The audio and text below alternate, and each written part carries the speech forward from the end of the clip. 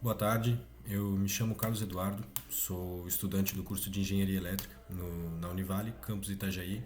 Vou estar apresentando para vocês aqui hoje o nosso seminário da M1. Ele é mais voltado para a introdução da nossa matéria, que seria desenho técnico na área de Engenharia Elétrica. Vai estar falando bastante sobre o conteúdo que a gente estuda, como a introdução, né? A introdução do curso num contexto geral. O nosso professor hoje, né, o docente seria o Moacir de Oliveira, que está acompanhando a gente nesse processo, até nesse trabalho também. Os integrantes do grupo seriam Alan Kroll, Gabriel Dias e eu, né, Carlos Eduardo.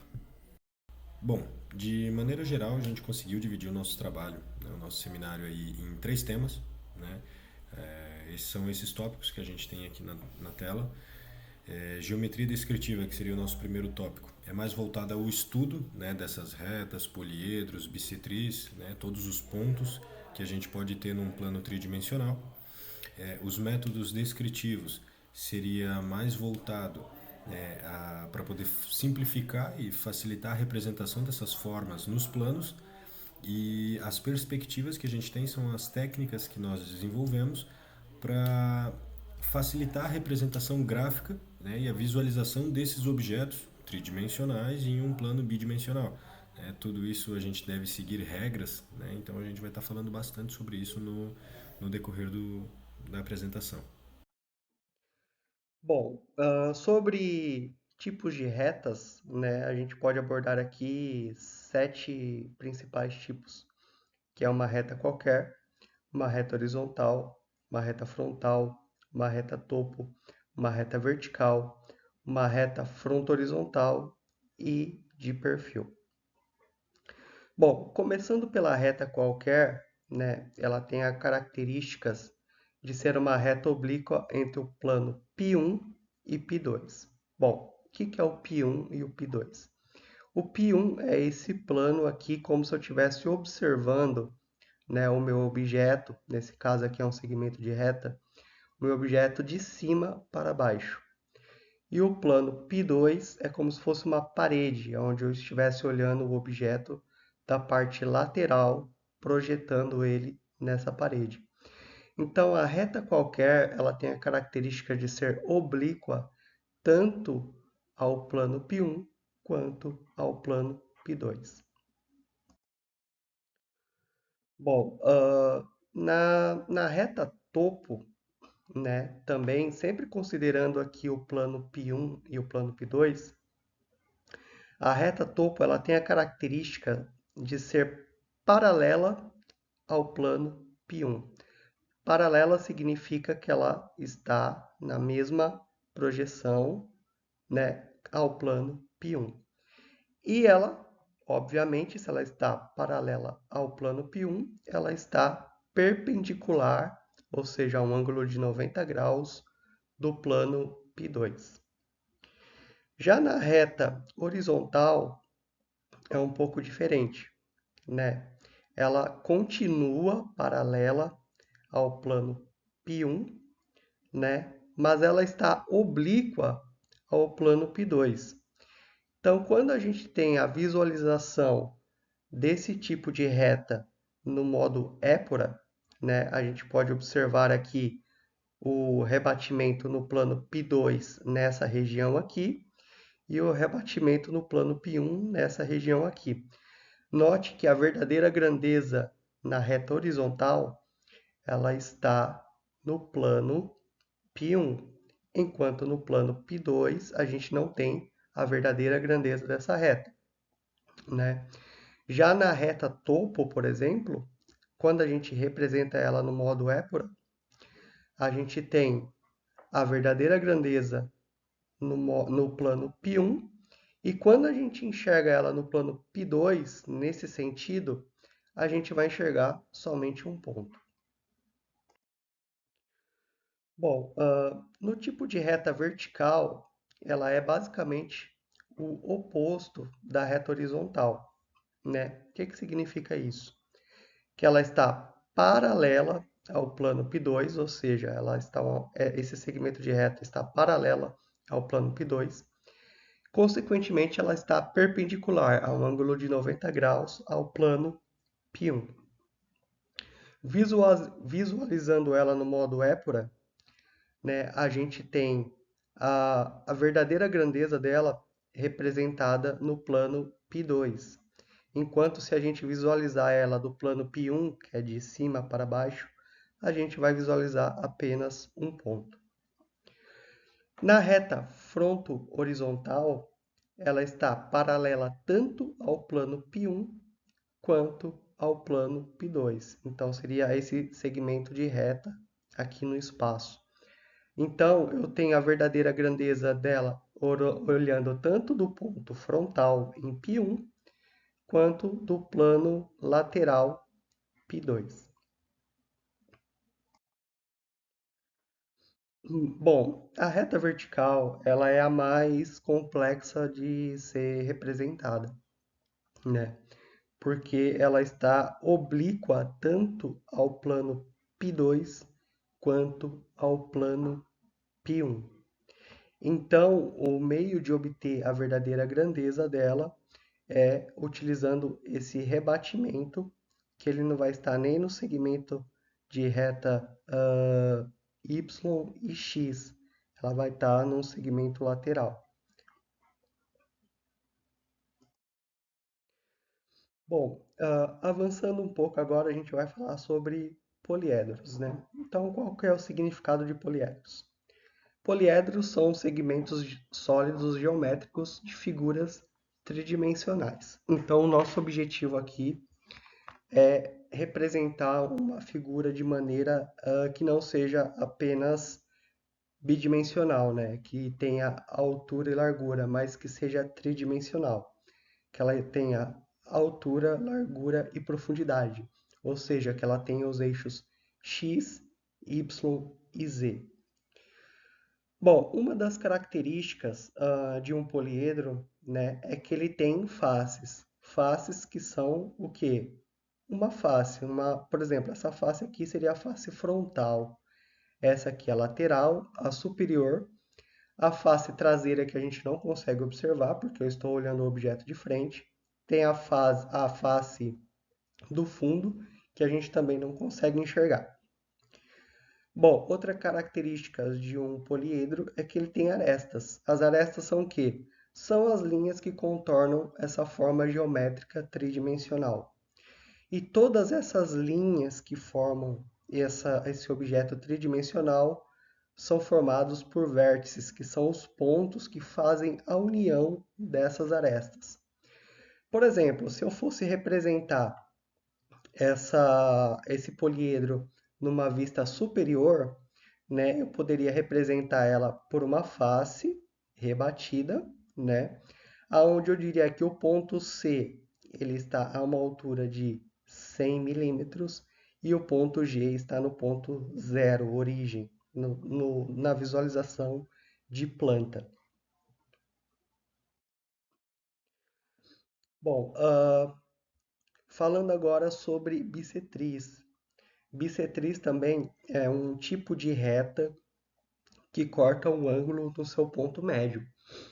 Por exemplo, aqui a gente desenhou no CAD um ângulo de 90 graus e a minha bissetriz ela está justamente no ponto médio desse ângulo de 90 graus, 45 graus de um lado e 45 graus do outro. Bom, agora vamos falar então sobre uma reta mediatriz, né?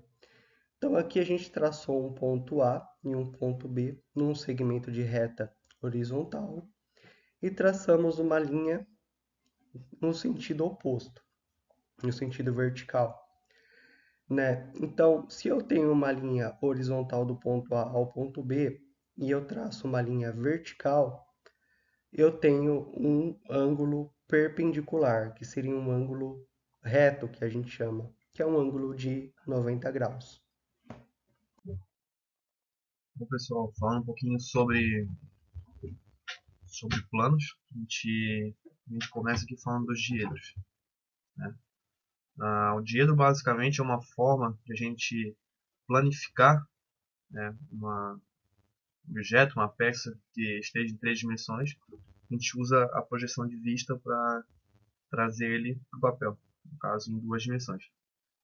Bom, o diedo basicamente, os diedos, aliás, são divididos em quatro partes, né? Quatro quadrantes, no sentido anti-horário. Então, tem o primeiro diedo, segundo diedo, terceiro e quarto. No Brasil, a BNT ela recomenda que a gente siga o padrão internacional, que é usar o primeiro diedo na projeção de peças. Bom, quase que no mundo inteiro é usado esse padrão, a não ser nos Estados Unidos e no Canadá. O segundo diedo e o quarto diedo não são tão comuns de se utilizar, porém, né, caso seja necessário, pode ser utilizado. O que acontece? A gente tem aqui, por exemplo, uma forma de projeção usando uma lanterna. Então, a lanterna ela projeta uma sombra, né, a sombra da peça. No caso aqui, a gente estaria projetando a vista lateral da peça. Né? Caso fosse necessário projetar a planta da peça, a vista superior, no caso, a gente mudaria essa lanterna de posição, né? Traria ela para a posição superior, e a gente teria assim a planta da peça, a vista superior. Né?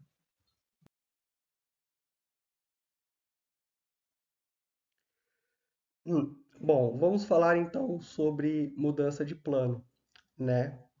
Nesse caso, o plano se adequa ao objeto. Então, como no slide anterior, a gente viu que a gente tem os diedros, então agora a gente vai falar somente do primeiro diedro, que é o que interessa para a gente.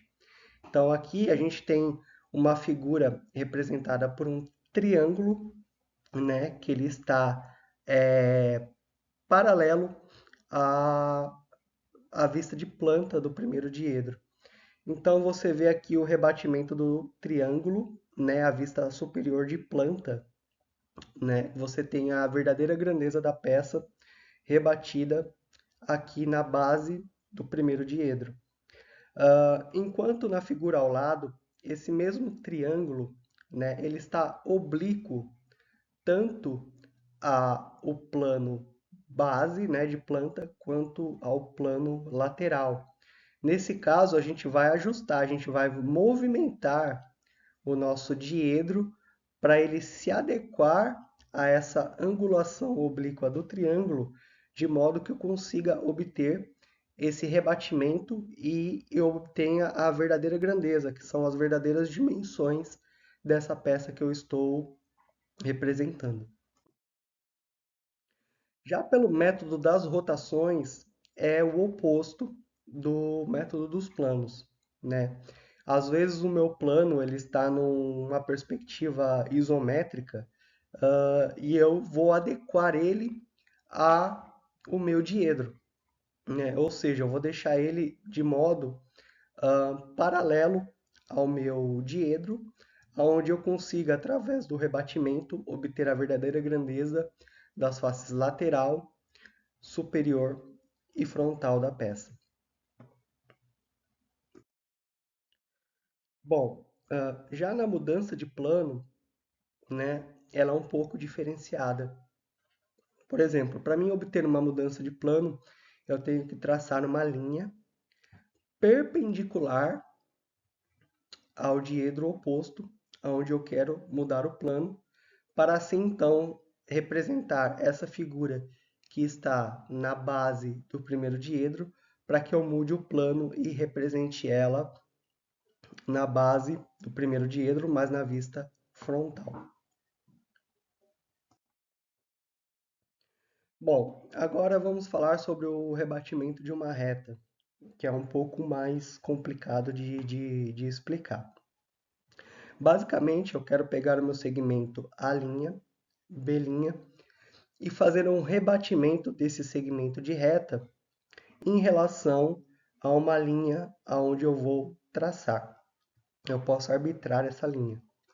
Então, eu vou pegar o ponto A, né? Vou fazer uma junção aqui, a gente tem o formato de uma peça, então eu vou rebater esse segmento aqui e transformar ele nesse segmento aqui.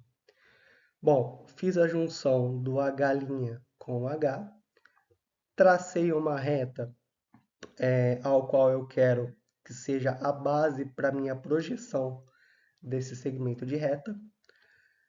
Traço uma figura, um triângulo aqui entre o ponto A e essa linha que eu defini.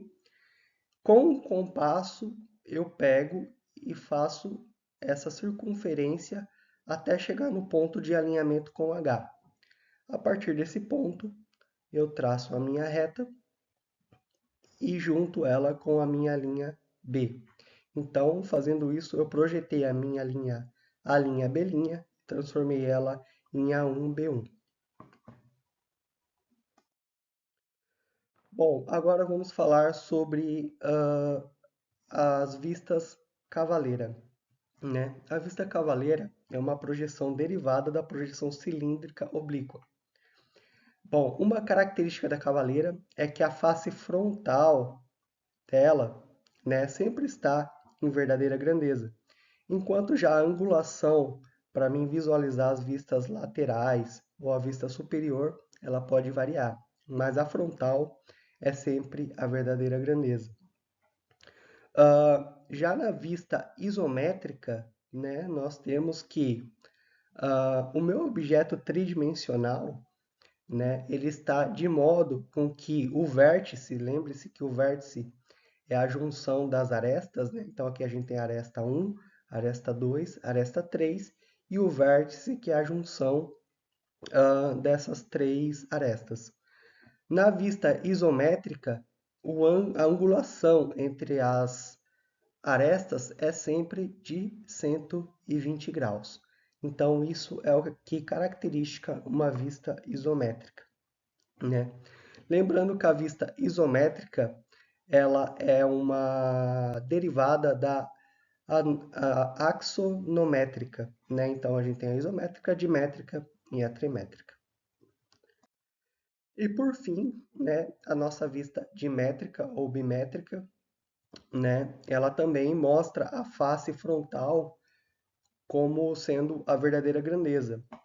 E por convenção, uma das laterais dela está numa angulação de 42 graus em relação à linha horizontal e a outra linha dela, a outra aresta, né, está a 7 graus em relação à linha horizontal.